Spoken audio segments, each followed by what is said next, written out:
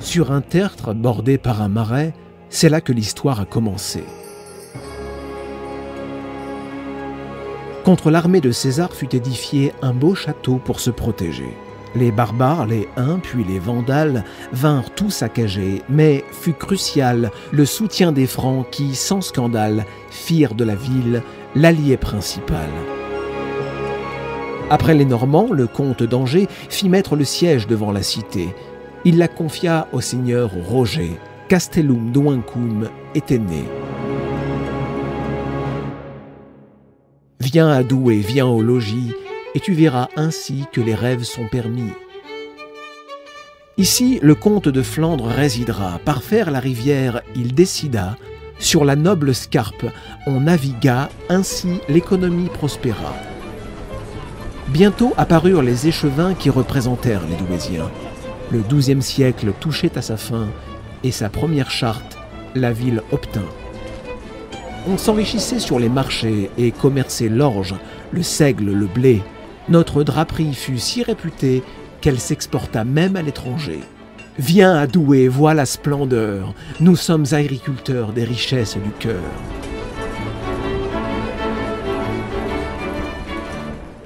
Philippe Auguste puis Philippe le Bel défièrent violemment la ville rebelle. Philippe le Hardi épousa celle qui possédait la Flandre éternelle. On vit l'emprise bourguignonne s'étendre, ses ducs respectueux surent défendre Douai, la région et ses légendes. Jamais à Louis ne dut se rendre. Déjà unique maître des Pays-Bas, les Espagnols partirent au combat. Captifs, le roi ne menaçait pas lorsqu'ils entrèrent en Flandre à grands pas. Viens à Douai comme en Espagne, tu trouveras en campagne un pays de cocagne.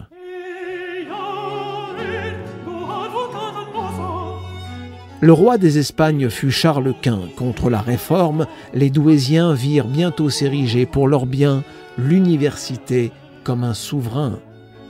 Le Beaulieu enseigna médecine, théologie, droit et discipline qui attirèrent l'élite la plus fine, Pays-Bas, Angleterre, villes voisines.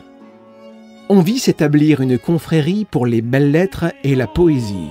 L'Athènes du Nord rayonnait ainsi lorsqu'elle accueillit ses imprimeries. Viens à Douai pour t'élever, on clame la beauté, on chante liberté. Le jeune Louis XIV prit la Flandre et, en 3 jours, Douai dut se rendre.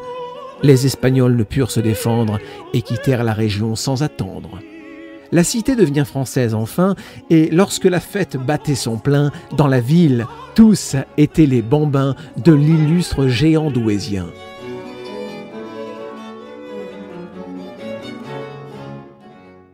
Un vent neuf souffla comme une tornade. Le style français orna les façades, mais bientôt, en fidèles camarades, tous se dressèrent contre les fusillades. Viens à Douai, note de visu, l'hôtel de ville à nu qui perdit ses statues.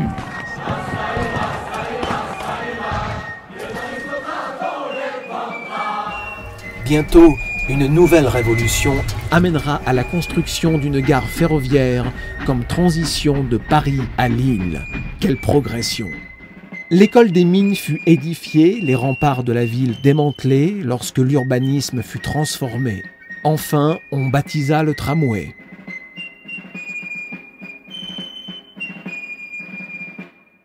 Quand dans la ville le tocsin sonna, on dut mobiliser les soldats. Le bassin minier en pâtira, dans l'horreur, le pays s'enfonça. Viens à Douai, viens nous aider, les guerres nous ont frappés, nous sommes menacés. La gare et son quartier furent détruits, un bombardement fauchera des vies.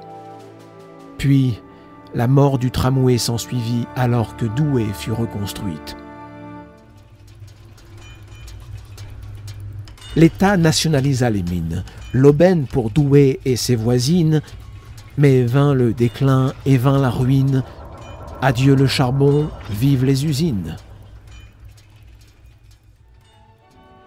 Les nouveaux jets d'eau de la place d'Armes sont le symbole d'une ville pleine de charme que nobles les Douaisiens incarnent dans les fous rires comme dans les larmes.